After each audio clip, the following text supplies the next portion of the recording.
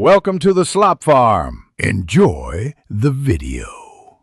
You start by gathering only what matters: 6 bone shafts, 4 frost hide panels, 2 sinew cords, and a resin vial. Once collected, move to a workbench near a steady heat source. The quiver's hide needs controlled warmth to flex. Begin by carving 2 shafts to length, then flattening frost hide edges so seams align. Make sure your awl pierces cleanly. Ragged holes will ruin stitching later. These first cuts set the shape, so take steady short strokes and check symmetry as you go. Now assemble the frame and body. Bind the 2 carved shafts into a U-frame using resin and 1 sinew cord, because rigidity prevents collapse when loaded.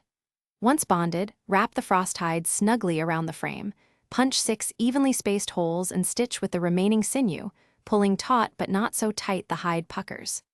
After stitching, coat the rim with resin to harden the mouth. This keeps arrows from fraying the seam. Let the clamp hold for 3 to 5 minutes. That cure is what preserves shape. Finish by fitting the strap and final curing. Attach the shoulder strap at 2 anchor points, then drop 6 arrows in to check balance. Shift anchors slightly if it tilts. Next, apply a thin uniform resin coat to the exterior for waterproofing. Let it cure completely before use so the hide won't tack.